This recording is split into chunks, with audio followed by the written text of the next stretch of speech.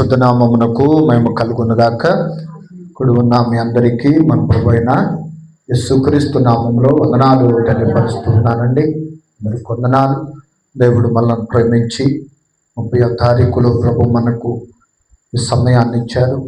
ఈ సంవత్సరం ఆఖరిలో మనం ఉంచినటువంటి దేవుడు గడిచిన దినాలు ప్రార్థిస్తూ ఉండగా ఈ దినం కొన్నిటి అవకాశాన్ని దేవుడు కలుగు చేశారు.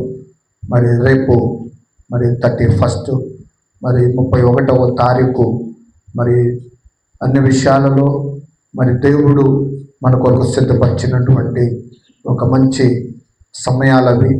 దానిని మనము సద్వినియోగం చేసుకోవాలి. దేవుని యొక్క దయ చొప్పున మరి దేవుడు మనకిచ్చిన సమయము మనము మరి సద్వినియోగం చేసుకున్నప్పుడు దేవుని ఆశీర్వాదాన్ని మనం చూడగలుగుతాం. నిజంగా మరి ఎన్నో పరిస్థితులలో, ఎన్నో ఒడిదుడుకులలో, ఎన్నో కష్టాలలో, ఎన్నో సమస్యలలో ప్రభు వెంట ఉండి మరి యొక్క 11వ నెల మరి 30వ తారీఖు వరకు దేవుడు ఎంతగానో కాపాడిన దేవుడు మనకిచ్చిన మరి కుటుంబములను, మనకిచ్చిన పరిచర్యలను కంటికి రెప్పలా దేవుడు కాపాడుతూ ఏ రీతిగా దేవుడు నడిపిస్తూ ఉన్నాడు. ఒక చిన్న వాక్య సందేశాన్ని ఈ దినాన మనము ధ్యానం చేసుకొని దేవుని సన్నిధిలో ముందుకు సాగుదాం. ఎఫెసీయులకు రాసిన పత్రిక 5వ అధ్యాయము 15వ వాక్యాన్ని మనము చదువుకుందాం. 5వ అధ్యాయము 15వ వాక్యం. దినములు ఎలాంటివంట? అన్నీ మనయే అనుకోవడానికి లేదు. దేవుని వాక్యం చెబుతుంది కదా, దేవుని వాక్యము సెలవిస్తుంది కదా, దినములు చెడ్డవి కనుక మీరు సమయమును పోనివ్వక సద్వినియోగము చేసుకొనుచు అజ్ఞానుల వలె కాక జ్ఞానుల వలె నడుచుకునుడని జాగ్రత్తగా చూసుకోవాలట. ఈ దినము కూడా మన జీవితాలలో నెలలు గడిచిపోయినాయి. ఇదిగో మరి సంవత్సరము మరి ఏమైందో అనుకుంటా ఉండొచ్చు.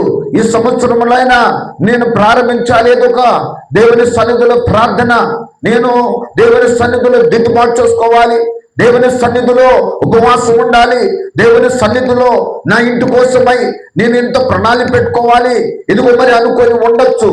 ఆ దినాలన్నీ గడిచిపోయినవి.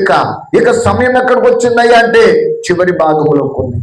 ఈ సంవత్సరము అనుకున్నట్టుగానే ఇదిగో మరి జరిగితే మంచిదే, ఇక జరగకపోయినాడలా ఇప్పుడు అంటున్నాడు కదా, జాగ్రత్త పడాలి. ఈ సమయమును వృధా చేసుకోవద్దు, ఈ సమయాన్ని నువ్వు పాటు చేసుకోవద్దు, ఈ సమయమును వ్యర్థపరచుకోవద్దు. ఇది చాలా విలువైనది, దేవునికి ఇచ్చినది. ఎంతో మందికి లేని భాగ్యాన్ని ఇచ్చాడు, ఎంతో మందికి లేని ఈ ధన్యతనిచ్చాడు, ఎంతో మందికి లేని ఈ స్థితినిచ్చాడు దేవుడు. ఆలోచిస్తున్నావా దేవుని వాక్యాన్ని? ఈ యొక్క రాత్రి ఆలోచించినట్లయితే ఎంతో మంది జ్ఞానులు, ఎంతో మంది తెలివి కలిగిన వారు, ఎంతో మంది అందము కలిగిన వారు, ఎంతో మంది ఇదిగో ఆస్తిపరులు, ఎంతో మంది ఉద్యోగులు, ఎంతో మంది ఎదుగో స్థితిగతులు కలిగిన వాళ్ళు, ఈ దినాన్ని చూడని వారు ఎంతో మంది ఉన్నాడు. కానీ నుంచాడయ్యా అంటే ఒక ప్రత్యేకమైన దేవుని ప్రణాళిక దేవుని చిత్తంలో ఉంచాడు. దేవుడు కాపాడుతూ ఉన్నాడు, దేవుడు భద్రపరుస్తూ ఉన్నాడు. ఈ సమయాన్ని పోగొట్టుకొని, ఈ సమయాన్ని జారించుకొని ఇక సమయం కోసం ఎదురు చూస్తే అది ఉపయోగమైనది కాదు. అందుకోసమే సమయమును వృధా చేయకు. ఈరోజు అంశం ఏంటయ్యా అంటే సమయాన్ని వృధా చేయబాక. డబ్బులు పోయినా తిరిగి సంపాదించుకోవచ్చు, ఏదైనా పోతే తిరిగి మనం సంపాదించుకోవచ్చు, కానీ ఈ సమయము పోతే తిరిగి రాదండి.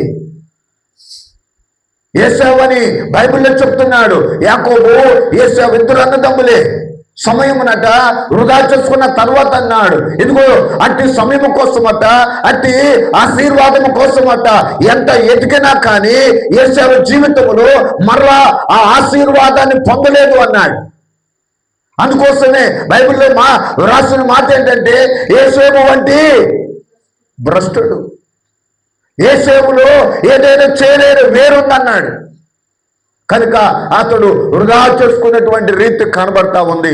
అందుకోసమే ఈ దినాన దేవుడు చెప్తున్నా, ఇదిగో మరి దేవుని వాక్యములో దినములు చెడ్డవి, ప్రకృతి ఇదిగో ప్రళయాలు ఇదిగో గద్దిస్తున్నాయి. దేశంలో ప్రకృతి అనేక పరిస్థితులు తెలుపు చేస్తున్నాయి. ఇదిగో రాకడ రాబోతుందని, ప్రభు వస్తున్నాడని, సమయంలో కాలములు ఆయన చేతిలో ఉన్నాయని ఆయన సెలవిస్తూ ఉన్నాడు. ఇంకను ఇక పట్టకుండా, ఇంకను అజాగ్రత్తగా, ఇంకను నాకు కాదులే, ఇంకను ఇక ఏమైనా అవిద్దులే అనుకుంటే నష్టమే. కానీ ఈ ప్రళయము గద్దిస్తున్న సమయంలో ప్రభు రాకడ సమీపముగా ఉంది. మనము ఇదిగో మరి ఆయన యొక్క రక్తములో, అమూల్యమైన రక్తములో కడగబడిన మనము నిర్దోషముగా, నిష్కలంకముగా, గొర్రె పిల్ల వంటి క్రీస్తు రక్తము చేత కడగబడిన మనము ఈ సమయాన్ని మనము సద్వినియోగం చేసుకోవాలి. దేవునికి స్తోత్రం. ఈ సంవత్సరము ఆఖరి దినాలలో ప్రభుని అడిగేటువంటి సమయం ఇది. ఈ సమయమును మనం మరి పోగొట్టుకోకూడదు అంటున్నాడు కదా బైబిల్ చెప్పుచున్న మాట. ప్రసంగి గ్రంథము 3వ అధ్యాయం 1వ వచనాన్ని చదువుకుందాం. ప్రతి దానికి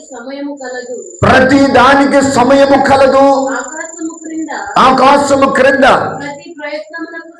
ప్రతి ప్రయత్నమునకు సమయము కలదు. కనుక ఈ దినము చెప్తున్నాడు, ఇంకా ప్రయత్నము చేయకుండా, ఇంకా ప్రభు సన్నిధిలో ప్రార్థించకుండా, ఇంకా ప్రభు సన్నిధిలో మొరపెట్టుకోకుండా, ఇంకా ప్రభు సన్నిధిలో ఏమో మరి ఆ దేవుడి సన్నిధిలో సాగకుండా ఉన్నావేమో అంటున్నాడు కదా. ప్రతి దానికి ఒక సమయము కలదు. ఈ సమయాన్ని దేవుడు ఇస్తున్నాడు. ఏంటా సమయం అంటే ఎదుగో నీవు ప్రయత్నము, నీవు ప్రార్థన, నీవు ఉపవాసము దేవుని సన్నిధిలో ఉండాల్సిన సమయం ఇది. అందుకోసమే ఆ మాట మాట్లాడుతున్నాడు. ప్రకటన గ్రంథము 1వ అధ్యాయం 3వ వచనములో చెప్తున్న మాట. ప్రకటన గ్రంథము 1వ అధ్యాయం 3వ వచనం. సమయము సమీపించుచున్నది కనుక ఈ ప్రవచన వాక్యము చదువువాడును వాటిని విని ఇందులో రాయబడిన వాటిని గైకొని వాడును ధన్యుడు. దేవునికి స్తోత్రం చెందా. హల్లెలూయా. సమయము సమీపము. నువ్వు అనుకున్నట్టుగా అయిపోవట్లేదు. నీవు అనుకున్నట్టుగా ఈ సమయము ఇంకా ఉందనుకుంటే అది పొరపాటే, అది అజ్ఞానమే. కనుక అంటున్నాడు సమీపించుచున్నది కనుక ఈ వాక్యము వింటేవారు, ఈ వాక్యము గైకొనేవాడు ధన్యులు అంటున్నాడు. దేవునికి స్తోత్ర. దేవుని సన్నిధిని ఎవరు దేవుని వాక్యం వింటూ ఉన్నారు, వాక్యాన్ని గైకొంటూ ఉన్నారు, దేవుని మాటలు వింటూ ఉన్నారు, నీ జీవితంలో ధన్యతే కానీ, నీ జీవితంలో మేలే కానీ, నీ జీవితంలో ఆశీర్వాదమే కానీ, నీ జీవితంలో సమస్తమైన దీవెనతో నింపే దేవుడే కానీ ఏ విషయంలో నువ్వు భయపడాల్సిన పని లేదు. దేవుని వాక్యం వినకపోక, దేవుని వాక్యాన్ని నిర్లక్ష్యంగా ఉన్నట్లయితే ఏ అపాయం ఎలా వస్తుందో ఎవరికి తెలియదండి. కాబట్టి అంటున్నాడు కదా ఈ సమయం గురించి మాట్లాడుతా ఉన్నాడు. అంటాడు కదా. ఇంకా మనం చదువుకుంటే హెబ్రీయులకు రాసిన పత్రిక 10వ అధ్యాయం 17వ వచనములో చెప్తున్నాడు. హెబ్రీయులకు రాసిన పత్రిక 10వ అధ్యాయం 17వ వచనం. వారి పాపములను వారి అక్రమములను ఇంకను ఎన్నటికి జ్ఞాపకము చేసుకొనను అని ప్రభువు చెప్పుచున్నాడు. 10వ అధ్యాయం 37వ వచనం ఒకసారి. ఇక కాలము ఎంత ఉందంట? కొంచెముగా, అంటే కొంచెముగా ఉంది. సమయం మనకు కూడా ఇప్పుడు ఎంత ఉందయ్యా అంటే కొంచెంగానే ఉంది. 31st రాబోతాను. ప్రపంచం అంతా కూడా ఎదురు చూస్తుంది. 2025ను విడిచి 2026లో ఒక కొత్త సంవత్సరమునకు వెళ్ళడానికి ప్రపంచ దేశాలంతా కూడా ఎదురు చూస్తున్నారు. కనుక సమయం ఎంత ఉందయ్యా అంటే ఇంకా కొంచెము. మనము జాగ్రత్తగా దేవుని యొక్క సన్నిధిలో గడపాల్సిన సమయము అని గుర్తు చేస్తున్నాడు. దేవునికి స్తోత్ర. అందరూ చదువు హల్లెలూయా.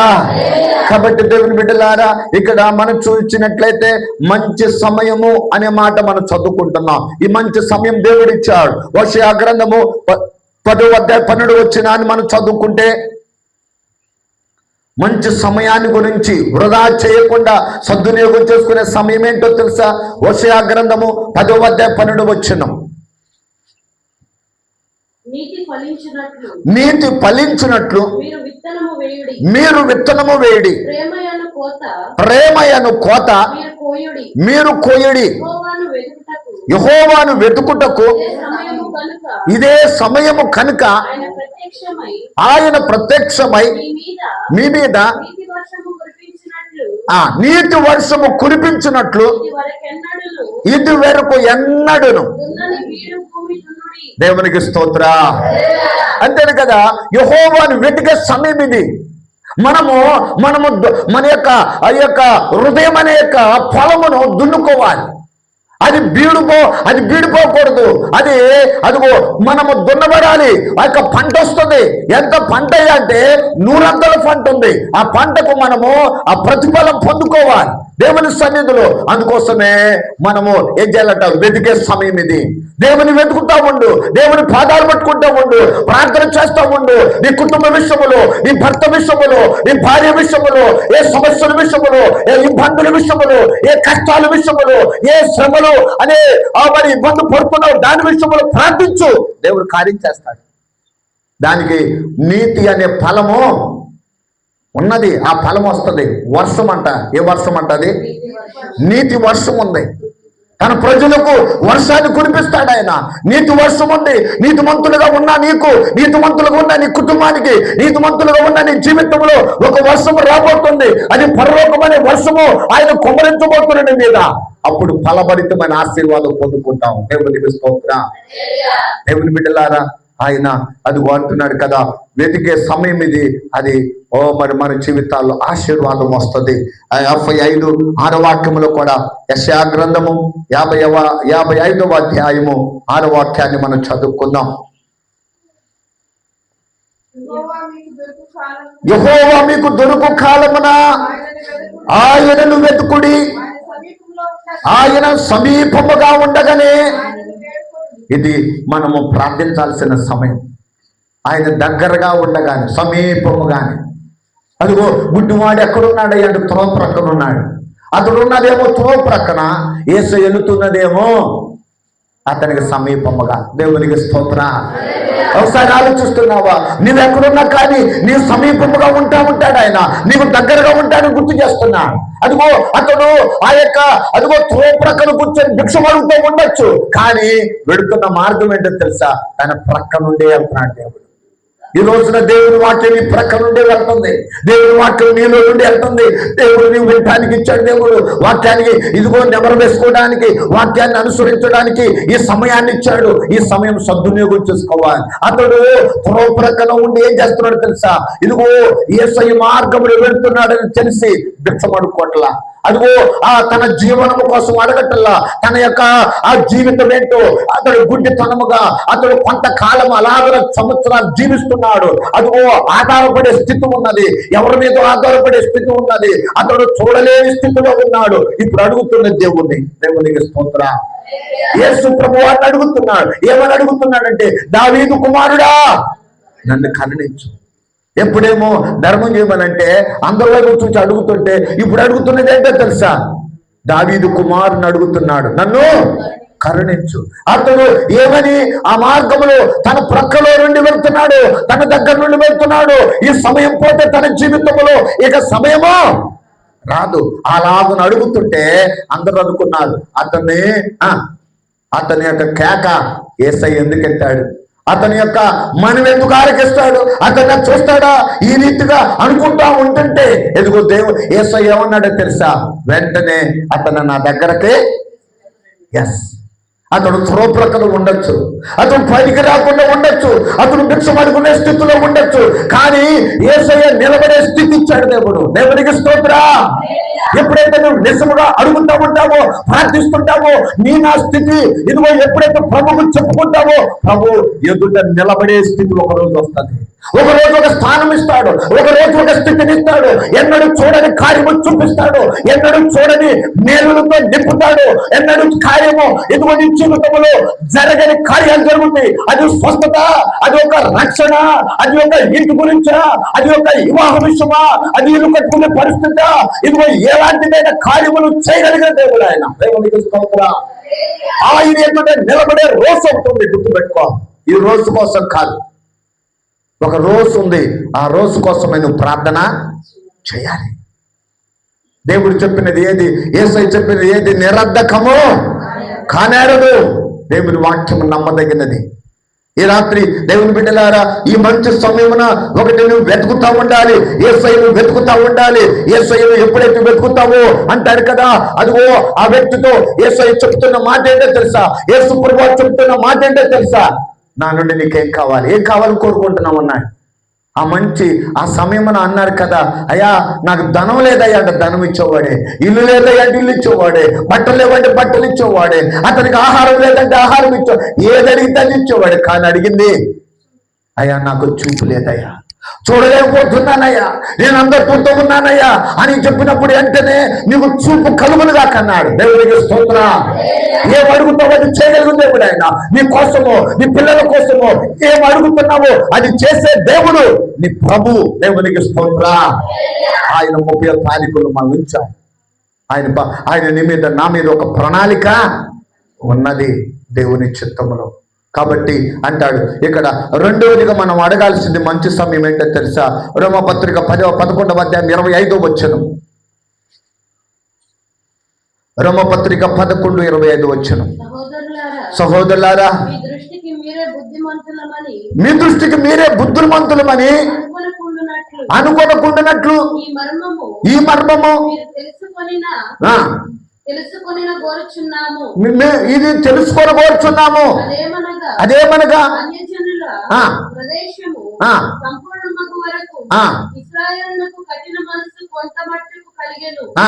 వారు ప్రవేశించినప్పుడు విమోచకుడు సియోనులో నుండి వచ్చి యాకోబులో నుండి భక్తిహీనతను తొలగించును. దేవునికి స్తోత్రం. కనుక ఏ సమయం కోసం అంట పౌలు భక్తుడు చెప్తున్నాడంటే మారు మనసు పొందుకోవడానికి సమయం అంటున్నాడు. వారిలో ఏముందయ్యా అంటే భక్తిహీనత ఉందంట, వారిలో గుడ్డితనం ఉందంట, వారిలో అంధత్వం అంట, అది తీసివేయబడాలి. దేవునికి స్తోత్రం. ఒకరు అనుకుంటారు నేను పట్టుకున్నదే 3 కాళ్ళు 2 కాదు. సామెత మళ్ళా రాస్తుంది మణిమ్మ గారు, నేను పట్టుకున్న కుందేలకి 3 కాళ్ళు అనుకుంటే నష్టమే. కానీ దేవుని బిడ్డలారా, ప్రభు చెప్పుతున్న మాట ఏంటో తెలుసా, ఇదిగో నా భక్తిహీనత అనేది ఉన్నది. మనకు తెలియకుండా లోపల ఏముంటుందట, భక్తిహీనత ఉంటుంది. అది ఏం చేస్తాడంటే ఆయన తీసివేయాలి. ఈ భక్తిహీనత అలాగే కొత్త సంవత్సరంలోకి వెళ్ళటానికి వీల్లేదు. భక్తి లేని జీవితము, పైకి భక్తి కలిగి భక్తిహీనత లోపల పెట్టుకుంటే ఉపయోగమేమీ లేదు. భక్తిహీనతను తీసుకోవాలి, అది తీసివేసుకోవాలి. అందుకోసం ఇక్కడ అంటాడు కదా, మారు మనసు పొందుటకు సమయం ఇది. ఏ సమయం అంటే ఇది మారు మనసు. అయ్యా 7 సంఘాలు ఉన్నాయి, 7 సంఘాలలో 7 వర్తమానం వెళ్ళింది, ప్రతి దానికి వెళ్ళింది ఏంటంటే మారు మనసు పొందు. దేవునికి స్తోత్రం.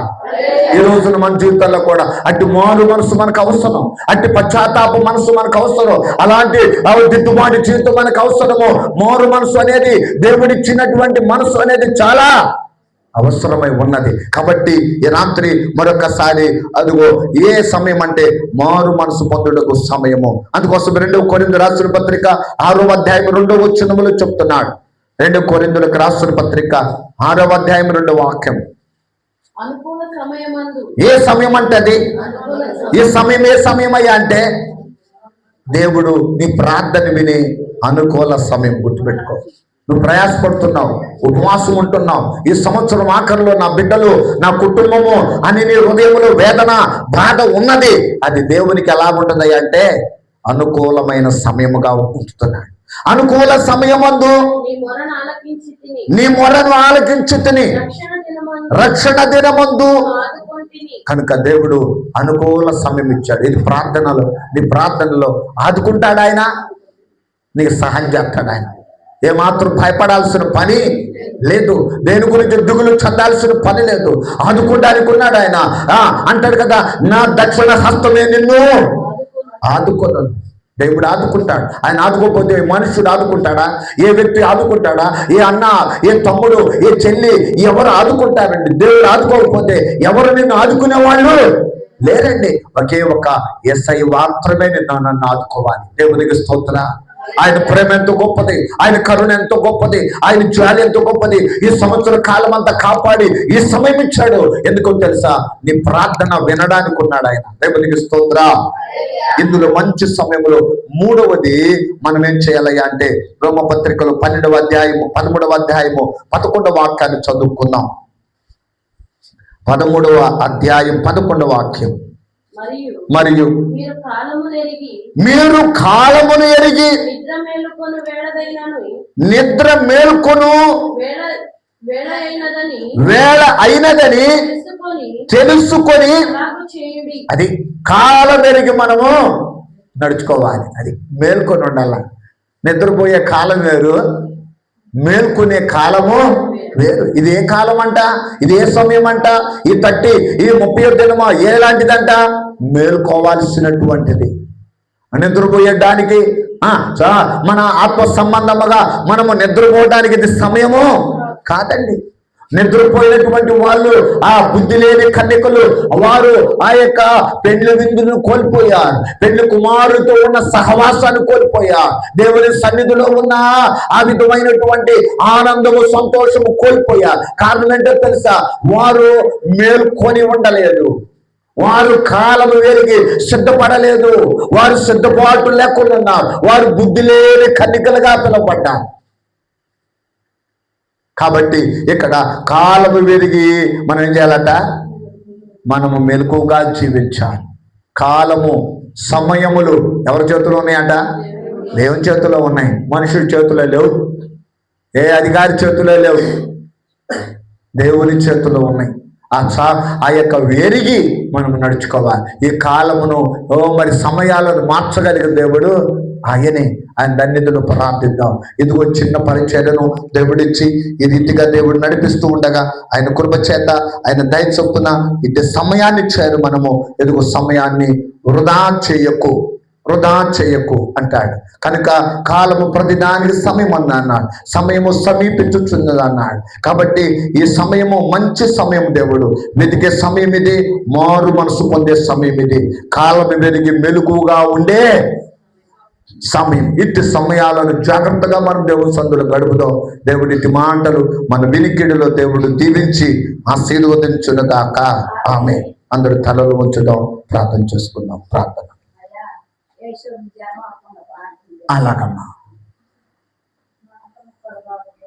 మా అత్తమ్మ గారు కూడా ఓకేమ్మా. దేవా మీ కొందనాలు, స్తోత్రాలు. అందరము తలలు ఉంచుదాం, ప్రార్థన చేసుకుందాం. దేవా ఎస్సయ్యా మీ కొందనాలయ్యా. అయ్యా మీరిచ్చిన ఇదిగోనైనా 12వ నెల, మీరిచ్చిన 30వ తారీఖు నాయన, మీ దయ చొప్పున ప్రభా ఈ చిన్న పరిచర్యను ఒకసారి చూడు నాయన. అయ్యా మీ కృపతో జ్ఞాపకం చేసుకోండి అయ్యా. మీ కృపతో జ్ఞాపకం చేసుకోండి అయ్యా. మీరు ఇచ్చిన సమయాన్ని బట్టి స్తోత్రా. ఓ దేవా దేవా దేవా దేవా ఎస్సయ్యా మీ కొందనాలయ్యా. మీకు స్తోత్రములయ్యా. అందరూ ప్రార్థన చేద్దామా. రేపు రాత్రి విషయంలో ఇదిగో మరి 10 గంటలకు 10:30కు ప్రారంభం కాబోతున్న ప్రార్థనను దేవుడు బలపరచాలి. నిజంగా మన కుటుంబాలందరూ మందిరంలో ఉందా దేవుని సన్నిధిలో మనము గడుపుట కొరక, దేవుని సన్నిధిలో ప్రార్థించుట కొరక ఇదిగో దేవుడి ఇచ్చినట్టు సమయాన్ని బట్టి ప్రార్థించాం. దేవా మీ కొందనాలు, స్తోత్రములయ్యా, స్తోత్రములయ్యా, స్తోత్రములయ్యా. అందరం అడుగుదాం, నోటంతం అందరం స్తుతులు చేద్దాం. దేవా ఎస్సయ్యా, ఎస్సయ్యా మీ కొందనాలు, ఎస్సయ్యా మీకే స్తోత్రములయ్యా. నమ్మదగిన వాడా మీకే స్తోత్రములయ్యా. గొప్ప దేవా మీకే స్తోత్రములయ్యా. ఆశ్చర్య కార్యములు చేయవాడా మీకే స్తోత్రములయ్యా. అద్భుతాలు చేయవాడా మీకే స్తోత్రములయ్యా. అయ్యా మమ్మల్ని ఎంతగానో కాపాడిన మా దేవాని స్తోత్రాలయ్యా. ఈ సంవత్సరం ఆఖరి దినాలలో ఉంచిన వాడా మీకే స్తోత్రములయ్యా. యేసు ప్రభువా, యేసు ప్రభువా, యేసు ప్రభువా. అయ్యా అయ్యా అయ్యా యేసయ్యా, యేసయ్యా, యేసయ్యా, యేసయ్యా కనికరించయ్యా. యేసయ్యా కృప చూపించయ్యా. యేసయ్యా మీ కొందనాలయ్యా. మీకే స్తోత్రములయ్యా. మీకే స్తుతులు చెల్లిస్తున్నాము నాయన. అయ్యా మీ కొందనాలు. స్తోత్రం, స్తోత్రం, స్తోత్రం, స్తోత్రం.